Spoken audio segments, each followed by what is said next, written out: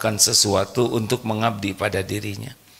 Manusia menciptakan kacamata untuk kita melayani.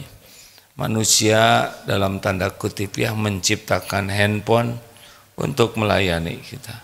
Sama pakaian, semua ini untuk melayani kita. Nah Allah bedanya kalau kita memerlukan. Kalau Allah menciptakan kita untuk melayani Allah, tapi Allah tidak memerlukan kita. Ketaatan kita kepada Allah tidak akan menambah apapun. Karena Allah sudah memiliki segala-galanya.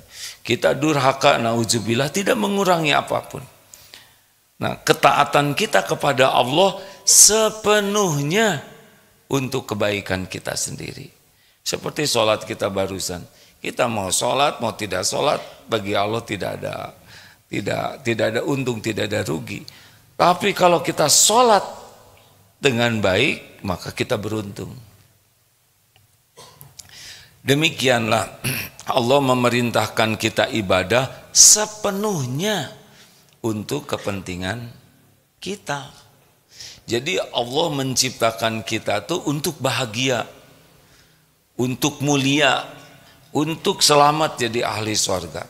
Tidak ada yang paling menginginkan kita bahagia selain Allah pencipta kita. Tidak ada yang paling menginginkan kita mulia selain Allah, dan tidak ada yang paling menginginkan kita jadi ahli sorga selain Allah. Dibanding kita sendiri, kita nggak serius. Semua jalan menuju bahagia mulia disebut di dunia ini disebut hayatan thayyibah. Jadi yang namanya kehidupan bahagia, Rabbana atina fid dunya hasanah, namanya hayatan thayyibah. Surat apa? An-Nahl 97. A'udzubillahi minasyaitonirrajim. Man amila sholihan min dzakarin aw unsa wa huwa mu'min falanuhyiyannahu hayatan thayyibah di dunia. Wala najziyannahum bi ahsani ma kanu ya ajrahum bi ahsani ma kanu ya malun, dan di akhirat nanti kita akan mendapatkan yang lebih baik dari yang kita lakukan di dunia ini.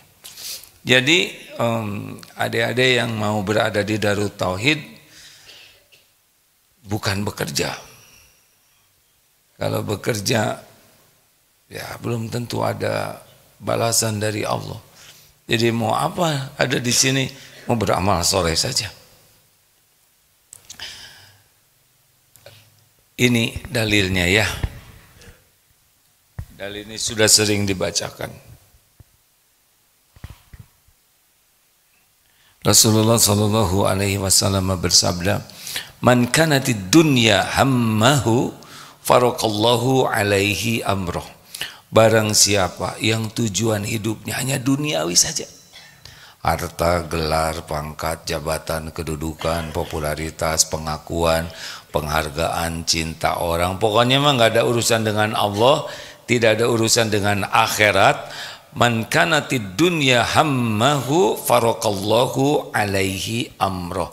Maka yang pertama kali Allah berikan kepadanya adalah Allah akan mencerai-beraikan hatinya, urusannya. Jadi ribet aja, ribet.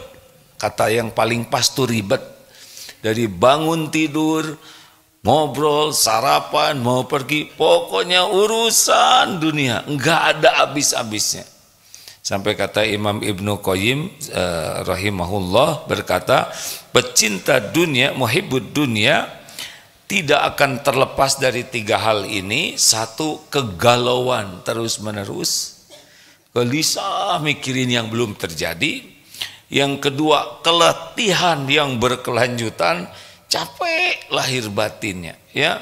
Dan yang ketiga, penyesalan, kekecewaan yang tidak pernah berhenti. Aduh, kita tuh harusnya untungnya tuh 20 miliar ini harusnya. Tapi kita untung cuma 19 miliar, tetap aja menderita. Ya namanya ngarang ya. Tapi begitu, aduh coba tadi mobil yang itu kita beli, itu lebih bagus catnya. Terus aja kecewa aja, apapun yang didapat akan banyak kecewa. Jadi jangan heran para pecinta dunia itu tidak menikmati dunianya karena letihnya itu. Galaunya, kemudian letihnya dan kecewanya. Wa ja'ala faqrahu baina ainai. Yang kedua, bagi pecinta dunia oleh Allah disimpan di pelupuk matanya. Faqrahu baina ainai. Allah jadikan kefakiran di pelupuk matanya. Jadi tidak akan pernah merasa puas. Tidak merasa cukup. Selalu kurang dan dia jadi tamak. Jadi terus saja, nggak ada kesempatan menikmati yang ada karena otaknya selalu sibuk dengan yang belum ada dan dia tidak mau mengeluarkan zakat, kecuali zakat fitrah. Karena dia takut berkurang rezekinya. Tidak mau wakaf sedikit. Wakaf juga kalau bisa pakai nama dirinya, Al-Aagim misalkan ya. Atau sedekah diposting ya demi diketahui orang. Jadi dia kalaupun sedekah harus ada untung duniawi untuk dirinya, untuk diakui sebagai ahli sedekah, untuk diakui. Begitulah dia tetap cari untung dunia dari sedekahnya. Bisa dipahami? Ada yang sedekahnya tuh demi keuntungan duniawi, demi pengakuan, demi agar orang jadi baik ke dia, demi agar orang tidak berbuat jelek. Tetap aja dia beramalnya juga hanya buat kepentingan duniawinya. Dan faqrahu baina aina ini takut miskin. Takut sekali miskin. Lalu yang ketiga, nah ini yang bikin harusnya bikin nyesel ya. Walam ya'tihi minad dunya illa ma kutibalah. Dan tiadalah dunia dia dapatkan kecuali yang sudah ditetapkan Allah baginya. Jadi kan tiap orang udah ada garisnya nih, udah ada bagiannya. Jadi semuanya udah ada garisnya nih, udah ada jatahnya. Jangan takut. Dia ketemu dengan jatahnya, tapi dalam keadaan penuh penderitaan, galau, capek lahir batin, kemudian penuh dengan penyesalan, kekecewaan. Jadi artinya tidak menikmati. Itu lihat orang-orang kaya itu kelihatannya enak segala dibeli. Saudara belum tahu ya, karena belum nyoba ya kan? Enggak. Tidak ada bahagia dalam dosa. Tidak ada bahagia dalam maksiat. Orang yang niatnya tidak karena Allah itu tidak dalam kebaikan. Karena semuanya milik Allah. Nah, sedangkan menurut Rasul waman kanatil akhiratu niyatahu jama'allahu lahu amroh. Dan barang siapa yang niat tujuan hidupnya, tujuan aktivitasnya adalah negeri akhirat, mencari keridhaan Allah, ingin bisa pulang jadi ahli sorga, bisa berjumpa dengan Allah di sorga, pikirannya tuh ke akhirat saja dengan aktivitas dunia. Satu nih ya, Allah akan menghimpunkan urusan-urusannya itu jadi gampang, jadi enak, nyaman, bisa enggak galau, tidak ribet. Dia bekerja keras, dia profesional, tapi enggak ada galau karena yakin Allah menjamin rezekinya, Allah menjamin karirnya, enggak ribet, enggak ada iri dengki dengan orang, enak, ibadah enak, rezekinya juga enak. Pokoknya kalau kita perlu sesuatu nanti Allah mendatangkan tanpa ribet. Kita bekerja keras, bekerja cerdas, tapi nggak pakai yang tiga tadi, nggak pakai galau yang berkelanjutan, keletihan yang terus menerus, tidak pakai banyak kecewa. Urusannya tuh kayak puzzle, datang, kita perlu modal, ada yang ini, kita perlu pembelinya ada. enak. Ini kalau tujuannya akhirat. Yang kedua, wa ja'ala ghinahu fi qalbi. Allah menjadikan di hatinya tuh kaya. Puas dengan apa yang Allah berikan. Gaji misalkan cuman segitu, dia puas. Alhamdulillah, bersyukur sekali. Nah, dengan puasnya, qanaahnya dia bersyukur, dengan syukur Allah menambah. Ada yang nanya, kalau kita puas dengan yang ada, bagaimana kita bisa maju? Allah yang nanti akan membuat kita diberi lebih daripada yang kita duga. Karena Allah tahu keperluan kita, lebih tahu dari kita sendiri. Allah lebih tahu apa yang terbaik untuk kita. Coba mana yang bagus? Dikasih 50 juta, dikasih 1 miliar. Mana yang bagus, Dek? Yang mana? Tergantung, benar ya. Ibu mau dikasih oleh suami 1 miliar. Mau enggak? Tapi dilemparkan ke wajah ibu. Mau enggak? Dan uangnya uang logam semua.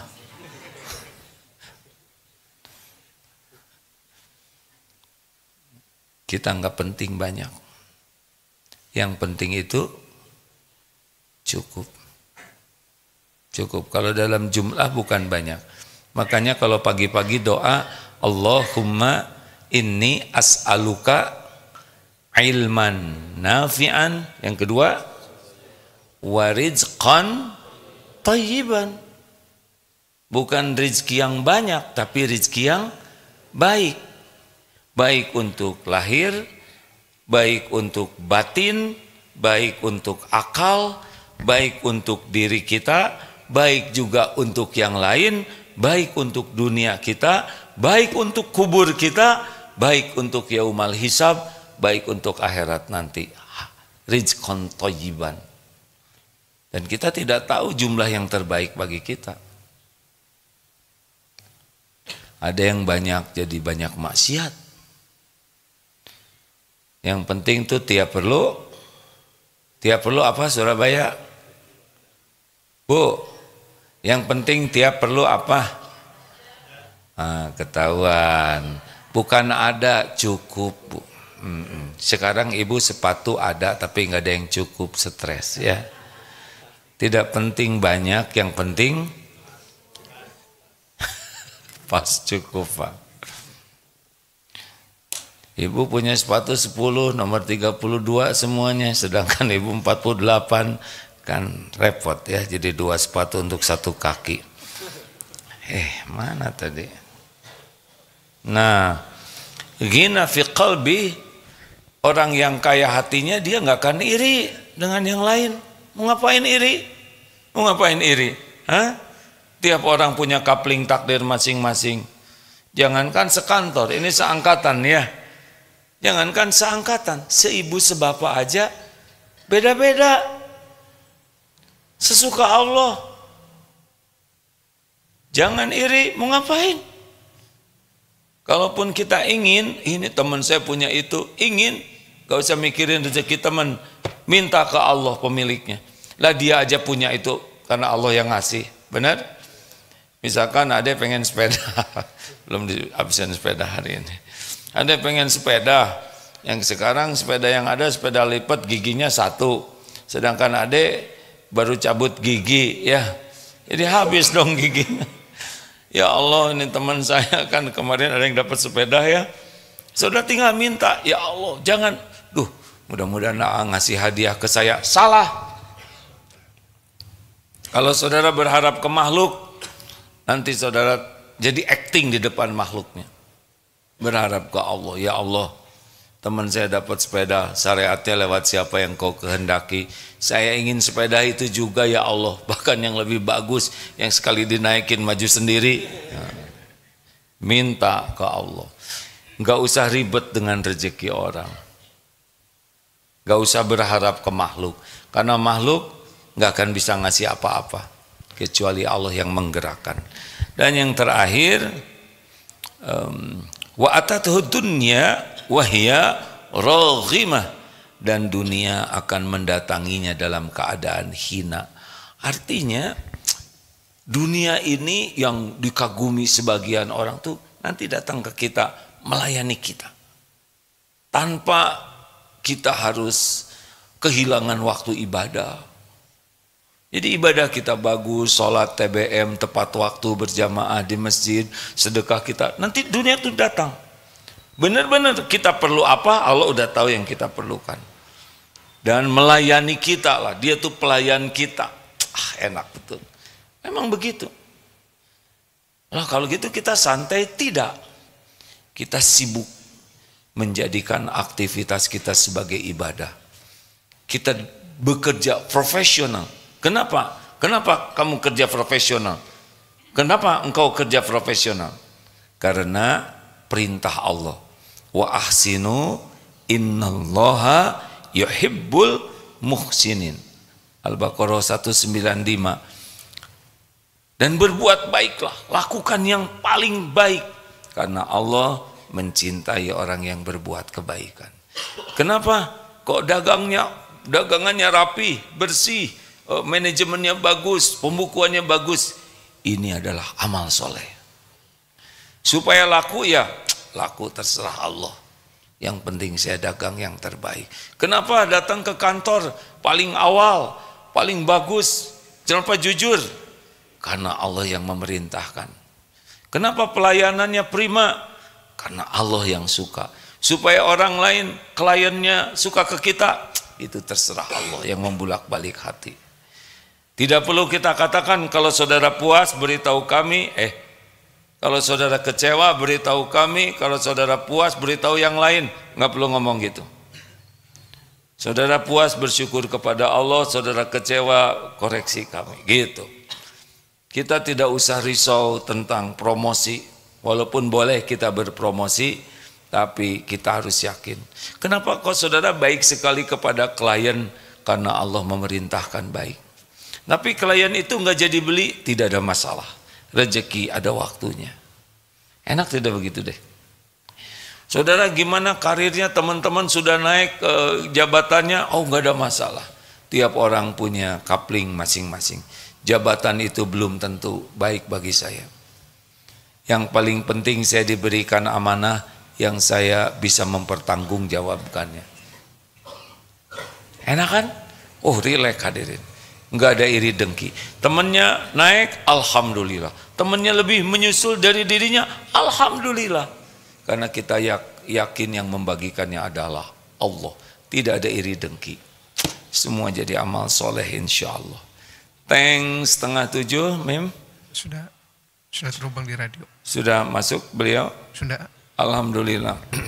Bagi sahabat di radio bisa menyimak uraian dari guru kita bersama ya, Kiai Haji Miftah Farid. Tidak bisa berkomunikasi langsung karena beda jalurnya ya, tapi yang radio dan jaringan MKFM silakan.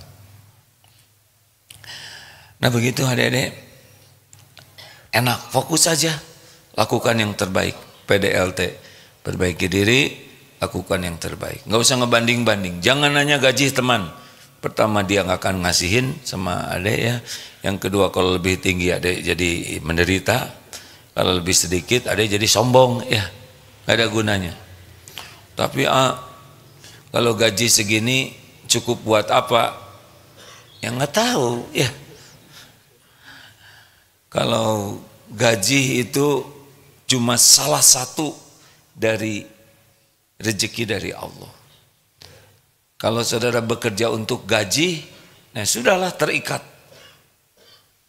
Tapi kalau saudara bekerja untuk Allah, Allah memberi rezeki lewat jalan yang tidak harus terpikirkan dan terbayangkan oleh kita. Tidak terbayangkan. Ini ada yang senior-senior di Darut Tauhid enggak nih? Habis ya. Dulu Darut Tauhid mulai tahun 90. Jadi mulai ngontrak kamar. Enggak terbayang begini, tidak terbayang sekarang ada cabang di Palestina, ada cabang di Australia, di beberapa tempat, enggak terbayangkan deh. Mengalir saja. Tahun 90 ngontrak, 92 beli tempat situ. Tahun 94 jadi masjid yang sana. Plastik dulu masjidnya tuh. Itu di pagar tuh depan tuh dulu. Real estate yang depan. Karena tidak boleh dipakai di pagar. Terus kata guru, saya sampaikan ke guru, ini gimana nih, harganya makin lama makin mahal. Kata guru kami, wa khair afanis ken bae itu biarin aja, wes ben bae, ojo mumet, gitulah. Ini harga tanah makin mahal, biarin aja. Minta sedikit ke Allah, minta banyak ke Allah, minta banyak sekalian. Beres tuh kebeli. Terus tidak terbayangkan. Ini merenov yang bagian sini masjid ini mahal ini. Coba renov dulu kan cuman separuh di sana. Coba bikinkan yang agak bagus, yang bukan agak, yang bagus. Keluarlah anggaran 17 miliar untuk membangun yang bagian sini. Wah, 17 miliar. Biarin kata saya. Ini rumah Allah, minta dikit ke Allah, minta banyak ke Allah. Yang mahasiswa, kencelengnya 2000. Saudara bersandarnya kepada dompet mahasiswa, nggak akan jadi. Bersandarnya kepada pemilik langit dan bumi. Umumkan ke jamaah, kita tidak minta sumbangan, tidak ada pesantren Darut Tauhid minta sumbangan, tidak ada. Mau ngapain minta sumbangan? Kami ini memberi tahu ya. Ini adalah ladang amal. Saudara mau ikutan silahkan, saudara yang untung enggak juga enggak apa-apa. Ini rumah milik Allah, Allah yang akan ngebiayain. Yang beruntung yang dijadikan jalan oleh Allah, terwujudnya rumahnya. Terkumpul berapa coba deh? 32 miliar. Langsung mikir, sisanya kemana? Dasar pengen dikasih. Sisanya dibagi-bagikan membangun masjid. Kan waktu itu 5 masjid yang kita bangun ya. Ada di Batam, ada di beberapa tempat lainnya. Begitu. Termasuk ketika di Australia, wah katanya ini kita belum punya masjid orang Indonesia. Ya sudah, cari rumah ibadah yang mau dijual. Akhirnya cari-cari ketemulah ada rumah ibadah yang sudah tidak dipakai. Pinjam kuncinya, pinjam. Boleh, masuk ke dalam doa, ya Allah, semuanya milikmu. Ini juga milikmu. Selama ini dipakai menyembah selain engkau tahu itu. Jadikan masjid ya Allah, jadikan tempat menyembahmu. Tanya berapa harganya? Sekian. Ya sudah. Tinggal tanya ke teman-teman yang ikut berdoa. Ada beberapa pengusaha yang waktu ikut ke Australia. Punya uang tabungan nganggur enggak? Pinjem setahun. Berapa aja? Insya Allah nanti dikembalikan dalam 1 tahun. Kita mau beli ini. Akhirnya ada yang 100, ada yang 500, ada yang 1,5, pada ngasih pinjam. Lunas, dibeli, langsung dikeluarkan kursinya, dibereskan, sudah bisa dipakai sholat dalam waktu yang tidak lama. Nah, masalahnya kan saya harus bayar hutang, ya kan? Gimana coba bayarnya? Tinggal laporan kepada pemilik langit dan bumi. Ini dimodifikasi kata-katanya ya. Ya Allah, ini kan rumahmu, masa saya yang bayar gitu. Tapi nggak gitu-gitu amat, saya nggak berani ngomong gitu ya. Lunas hadirin, nggak sampai setahun. Caranya bagaimana? Itu yang minjem-minjemnya, nggak usah dibayar, masa yang bayar udah beres aja. Dibalikin hatinya sebagian besar. Hai beres. Sekarang sudah tumbuh ya, rumah belakang sudah dibeli, udah lagi dibeli. Insya Allah ini teman-teman yang di Australia, insya Allah hari Ahad ke pesantren ke sana ya. Sekarang sudah ada pesantrennya Baitul Quran di sana. Dua nih yang sudah ke sana. Siapa? Ustaz Dery. How are you, Ustaz? 3 bulan di sana beliau. Ya Ustaz. Waktu itu ngomongnya pakai bahasa apa? Bahasa Inggris ya. Tapi ada yang mengerti kan mereka ya. Kan kita bahasa Inggrisnya gaya kita. Ini Ustaz Jaki, kok baru sekarang nih? Ini Ustaz sebetulnya imam tuh Ustaz Jaki tuh di sini, tapi baru dilatih lagi sekarang ya. 3 bulan sana ya. Kalau beliau bahasa Inggrisnya udah bagus sekali karena beliau warga Malaysia, pesantren sini nikah sama santri jadi sudah lebih nyambung lah di sana ya, alhamdulillah. Nah begitulah hadirin, semuanya sudah ada dalam kemudahan. Kalau Allah mudahkan, mudahlah. Maka penting sekali untuk terus menerus menanyakan niat di hati kita. Saya tuh mau apa melakukan ini? Saya mau apa nih? Nyari apa? Inna sholati wa nusuki wa mahyaya wa mamati lillahi rabbil alamin. Sesungguhnya salatku, kurbanku, wa nusuki itu kurban, ibadahku, semua aktivitas hidupku, bahkan mati pun semata-mata karena Allah. Gimana nanti tentang karir? Ngalir lah, nggak akan kemana-mana. Apa yang untuk kita pasti ketemu, apa yang bukan untuk kita nggak ketemu. Yang penting aktivitas kita niatnya benar, caranya benar, sudah jadi amal. Beda-beda, ini tidak mungkin nanti jadi ketua yayasan semua, pusing dong Darut Tauhidnya 100 ketua yayasannya. Ada coupling masing-masing. Apakah jabatan kita harus tinggi? Enggak juga.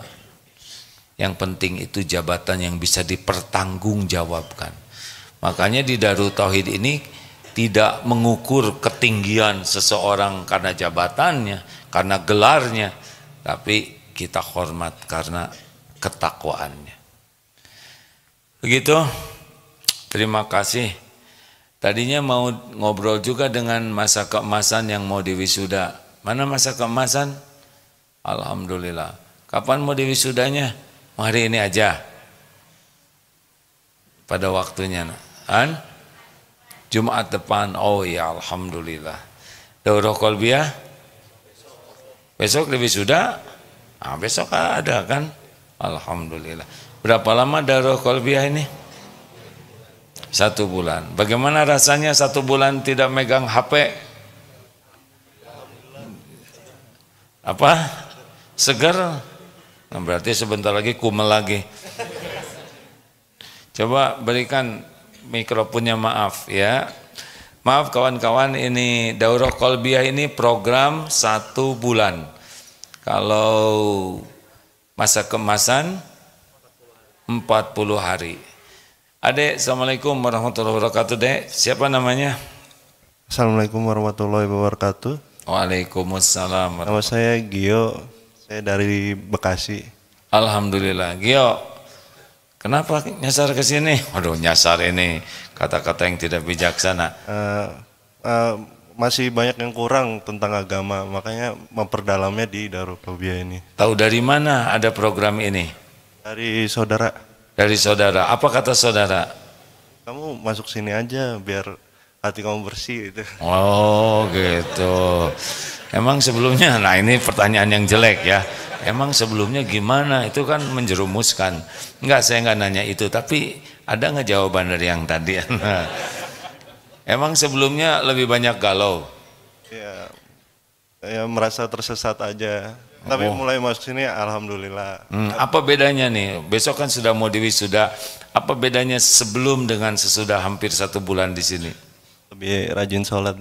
Lebih rajin sholat. Nggak usah ditanya sebelumnya ya, udah cukup ya. Itu kan membuka itu. Hati gimana? Lebih tenang tidak? Tenang. Mahal tidak ketenangan itu? Mahal banget. Mahal banget ya. Tenang itu jalannya cuma satu, pintunya cuma satu. Ala bidzikrillah tatmainnul qulub. Camkan, hanya dengan ingat Allah hatimu akan tentram. Makanya mau punya apapun kalau hatinya nggak ke Allah, nggak ada tenang tuh, nggak ada, nggak bisa. Paling tenang fata morgana. Apakah pakai obat penenang jadi tenang? Tambah nggak tenang. Mana obat penenang kan begitu. Rencananya gimana kalau udah lulus? Semoga istiqomah aja ke depan. Istiqomah ya, udah tahu caranya supaya istiqomah. Di sini apa? Dibagi apa yang bisa bikin tenang? Dengan mengingat Allah udah tenang sih. Di sini dibagi ilmu, ya kan, dan makanan. Jadi kuncinya ilmu. Jadi kalau nanti mau istiqomah, lihat sejauh mana kita mencari ilmu. Tiap hari. Dan sumber ilmu terpenting adalah Al-Quran. Baca Quran dengan terjemahnya. Jangan Qurannya saja, dengan terjemahnya, karena di sanalah hidayah. Baca Qurannya sudah dapat pahala, kalau ikhlas baca dengan terjemahnya plus dapat hidayah, petunjuk Allah. Terus tiada hari tanpa Al-Quran dan terjemahnya, sambil kursus bahasa Arab supaya kita paham. Gitu ya, dan bergaulah dengan orang-orang yang baik. Karena bergaul dengan penjual minyak wangi ikut harum, bergaul dengan pandai besi bau bakaran atau terperciki api. Kurang lebih itu ilustrasinya. Jangan jauh dari masjid. Masjid ini adalah charger. Musola itu power bank ya. Pokoknya dikit-dikit ke masjid. Karena tidak ada tempat yang paling banyak disebut nama Allah selain masjid. Masjid itu enak karena semuanya sudah terbiasa dalam zikrullah. Begitu? Baik, ada pertanyaan dari Surabaya, silakan. Sebagai tamu kita muliakan. Terima kasih, Dek. Ya. Ada pertanyaan? Kalau tidak ada jangan memaksakan diri, Bu. Ini kiri kanan, Ibu nanya apa, Ibu nanya apa. Sudah ya, bagus begitu, jangan mempersulit orang lain. Baik, silakan. Ada yang mau bertanya tentang, oh ya, silakan Ibu. Masa keemasan ya. Assalamualaikum warahmatullahi wabarakatuh. Waalaikumsalam warahmatullahi wabarakatuh. Alhamdulillah akhirnya kami bisa bertatap muka dengan AA. Alhamdulillah, silakan Bu. Ini Ustadz Pak. Ya Allah, astagfirullah. Pesan buat kami yang di PMK 58 kami sering didengungkan dan disampaikan oleh para asatidz yang mengajar kami bahwa kami adalah bagian yang terpilih dari yang berusaha dipilih lalu diizinkan Allah untuk bisa hadir di sini dan mendapat ilmu dari asatidz. Dan ada kebanggaan kita ada di sini. Bagaimana bangga itu tidak berubah jadi kesombongan. Dan selama kita ada di sini adalah kita riyadhah setiap hari yang dicatat, sholat berapa, ini berapa, kan begitu. Bagaimana sesuatu itu menjadi kebiasaan dan ilmu yang kita bawa juga tidak kita menjadi merasa baik hingga nanti orang yang ada di rumah dan di sekitar kita adalah orang-orang yang menurut kita itu gitu Ustadz, gitu aja. Sebetulnya ada pertanyaan lagi satu, boleh? Yang ini aja saya belum ini.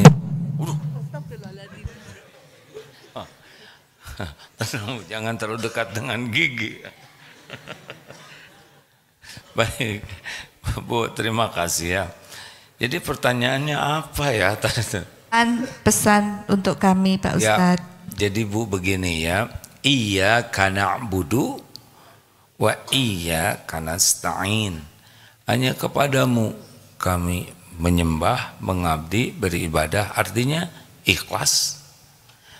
Wa iyyaka nasta'in, hanya kepadamu kami memohon pertolongan. Artinya tidak ada ujub, bahwa kita bisa ngumpul di sini pasti karena karunia Allah.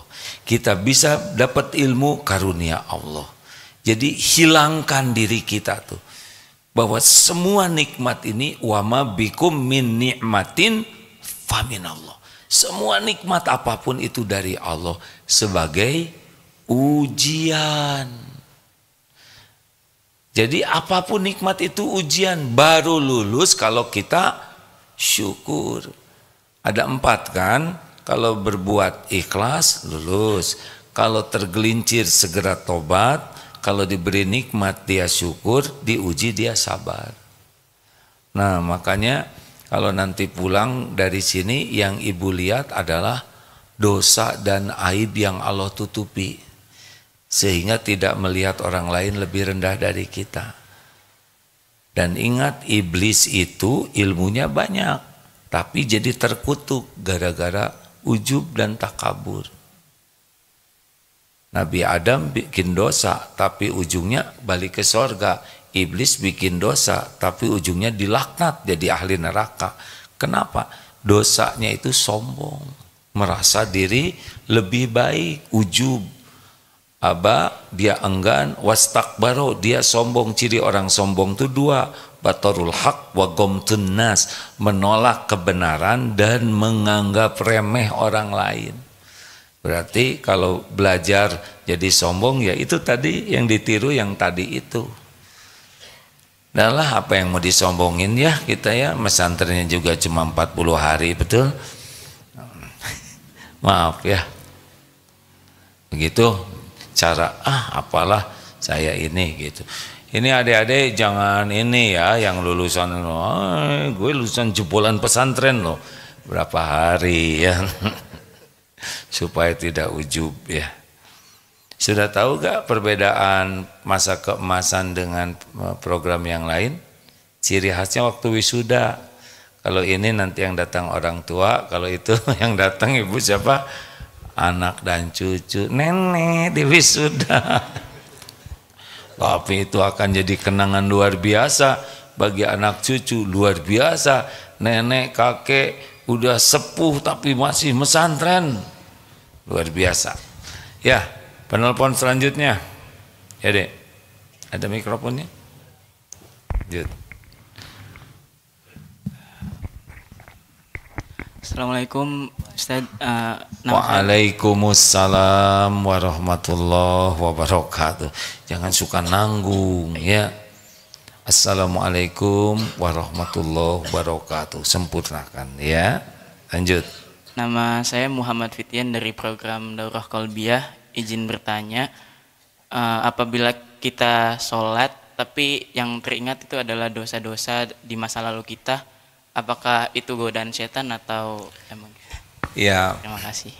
Kenapa kita disuruh sholat? Wa aqimis sholah li zikri, dan dirikanlah sholat untuk mengingatku. Ada mengerjakan sholat, ada mendirikan sholat. Apa bedanya? Yang mengerjakan sholat asal dikerjakan saja. Kalau yang mendirikan sholat dari awal sudah ingin sholatnya diterima Allah. Jadi benar-benar ya Allah, saya sholat ini benar-benar mencari keridoanmu.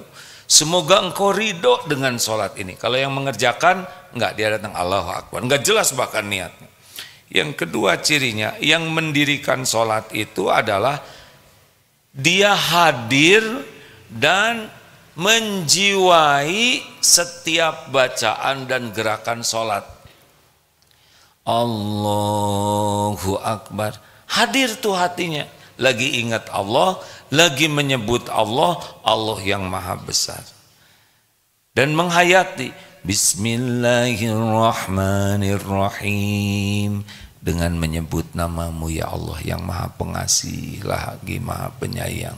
Alhamdulillahi rabbil alamin, segala puji bagimu Rabb semesta alam. Hadir karena mengerti dan yakin Allah sedang melihat dirinya, sedang memperhatikan. Tidak ada yang tersembunyi bagi Allah. Dan ini adalah saat penting. Jadi sebetulnya tidak jadi ingat kemana-mana ya kan. Kita jadi ingat kemana-mana karena kurang paham bacaan sholat. Dan tidak merasa sedang diperhatikan Allah. Tidak jarang itu. Sedang sholat itu justru yang tidak diingat jadi ingat. Keinginan ingat tergantung sebelum sholatnya.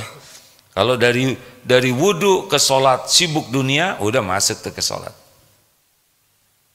Tapi kalau dari wudhu sudah cut, tidak mau ingat dunia, dari wudhu ke sholat itu banyak doa, banyak zikir, nanti di sholatnya ditolong oleh Allah. Makanya pertanyaannya, paham tidak arti bacaan sholat? Nah, Ibu, banyak yang rajin sholat, tapi tidak paham arti sholat. Kenapa coba? Karena kebanyakan buka medsos, ya. Bukan baca, belajar arti sholat. Ada tuh yang sampai sepuh aja, tetap aja nggak mengerti itu. Padahal sedikit sekali. Fatihah juga tidak paham. Al-Ikhlas juga, Qul huwallahu ahad, nggak ngerti juga. Kenapa? Tidak mau belajar.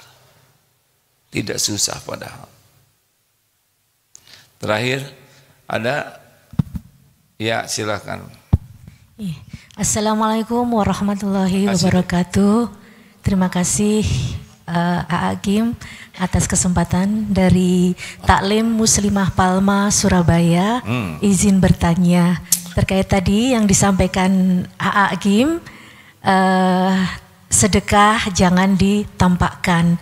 Yang ini saya tanyakan Agim, bagaimana ketika kita memberikan sedekah atau donasi ke suatu tempat, kemudian kita dokumentasikan, kemudian dilanjut dengan upload.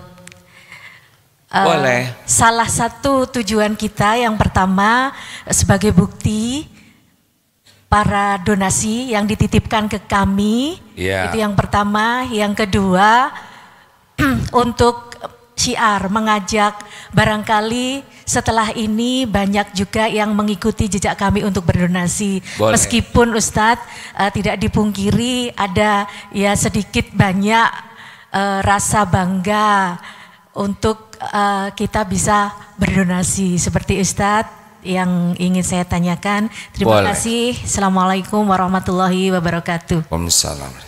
Boleh. Ada lagi? Boleh, Bu. Tolong dibuka surat Al-Baqarah 207. Berapa sih? Al-Baqarah surat di akhir ayat itu. Menampakkan sedekah itu boleh. Kalau niatnya seperti yang tadi. Untuk laporan pertanggungjawaban, untuk memotivasi, tetapi harus banyak juga yang sembunyi-sembunyi. Jangan sampai kita menyedekahkan, ini kan dikumpulin dana nih, nah kita yang ke film bagian ngasihinnya, yang viral wajah kita, padahal duit orang, kita nggak ngeluarin, tapi kita GR, merasa paling sedekah, itu udah jelas ketipu ya. Yang beruntung itu yang bagian sedekah tapi nggak ke film, lebih aman. Nah, tapi kalaupun kita bersedekah untuk niat dakwah, apalagi kalau orangnya dikenal orang lain ya, itu tidak apa-apa.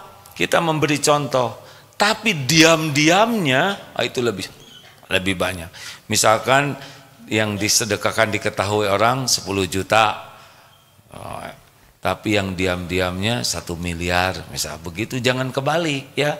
Yang dikeluarkan, yang diviralkannya adalah yang 1 juta, tapi yang diam-diamnya 1.000 ya itu.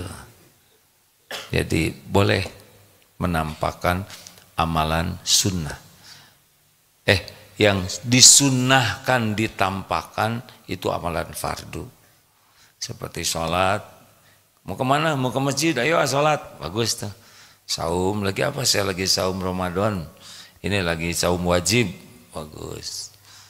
Kemudian zakat. Ibu bayar? Iya, saya lagi bayar zakat. Berapa? Ya sekitar 3M lah. 3M apa? Ya 3.000 ya. 300.000.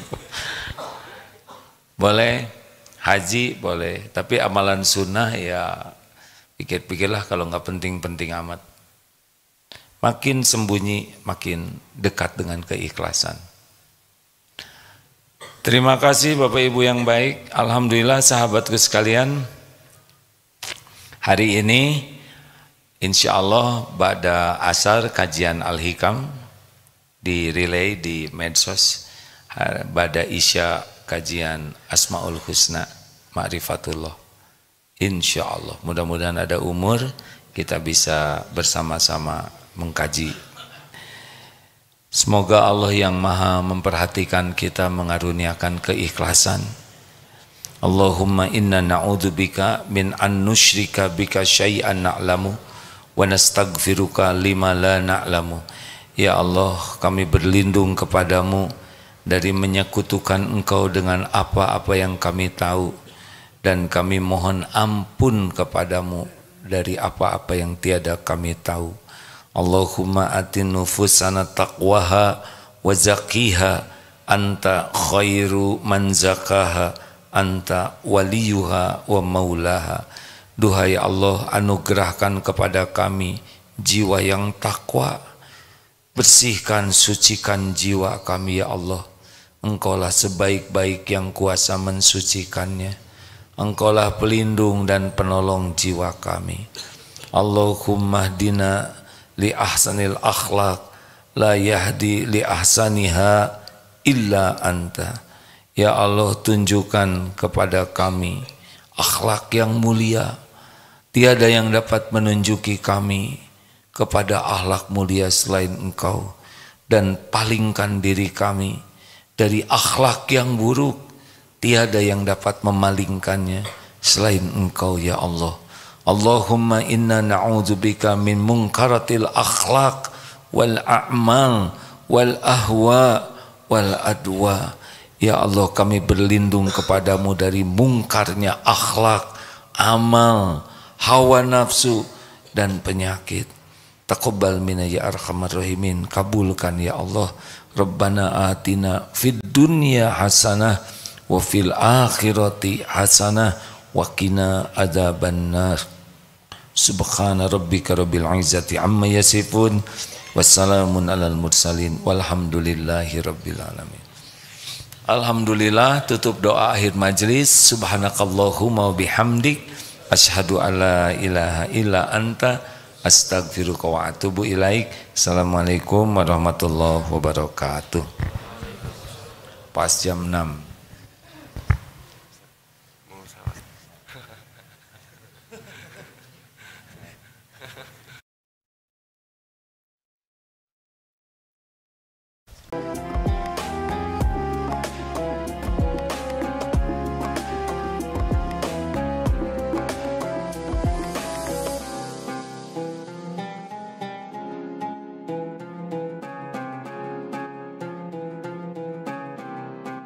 Jangan lupa, saya bilang sekalian, terus berlangganan di Darut Tauhid Official.